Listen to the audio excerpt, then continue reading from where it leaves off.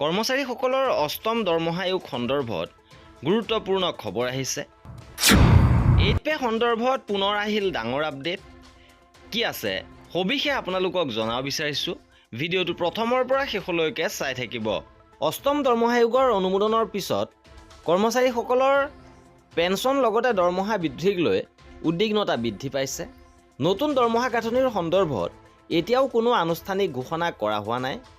বিশেষজ্ঞসকলে ভৱিষ্যতবাণী কৰিছে যে দৰমহা আৰু পেঞ্চন বৃদ্ধি ফিটমেণ্ট ফেক্টৰৰ ওপৰত নিৰ্ভৰ কৰিব আৰু বিশ্বাস কৰা হয় যে ফিটমেণ্ট ফেক্টৰ 1.7ৰ পৰা 2.86 লৈকে হ'ব পাৰে, যিটো সকলো স্তৰৰ কৰ্মচাৰীৰ ক্ষেত্ৰত সমানে প্ৰয়োগ কৰিব পৰা যাব।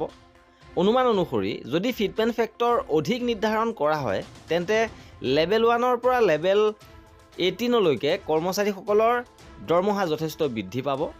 এই ক্ষেত্ৰত নিম্ন স্তৰৰ কৰ্মচাৰীসকলে হাজাৰ টকা লাভৱান হ'ব পাৰে, যদিও উচ্চপদস্থ কৰ্মচাৰীসকলে কাৰ্যবাহীসকলে লাখ টকা পৰ্যন্ত দৰমহা বৃদ্ধি হোৱা দেখিবলৈ পাব। বিশেষজ্ঞসকলে কয় যে এনেধৰণৰ ফিটমেণ্ট ফেক্টৰে সকলোকে সমান সুবিধা প্ৰদান কৰিব, কিন্তু পদ আৰু দৰমহাৰ স্তৰৰ ওপৰত নিৰ্ভৰ কৰি বৃদ্ধিৰ পৰিমাণ বেলেগ বেলেগ হ'ব পাৰে। সংবাদ মাধ্যমৰ বাতৰি অনুসৰি ন্যায়াধীশ ৰঞ্জনা প্ৰকাশ দেশাইৰ নেতৃত্বত গঠন কৰা এখন কমিটিয়ে ফিটমেণ্ট ফেক্টৰ আৰু অন্যান্য পৰামৰ্শ নিৰ্ধাৰণ কৰিব। তাৰ পিছত কেন্দ্ৰীয় চৰকাৰে সেইবোৰ পুনৰীক্ষণ কৰিব। 2027 চনৰ দ্বিতীয়াৰ্ধৰ ভিতৰত এই সমগ্ৰ প্ৰক্ৰিয়া সম্পূৰ্ণ হোৱাৰ সম্ভাৱনা আছে আৰু ইয়াৰ কাৰ্যকৰীকৰণৰ কথা উৎসৱৰ বতৰৰ আশে-পাশে ঘোষণা কৰিব পাৰে।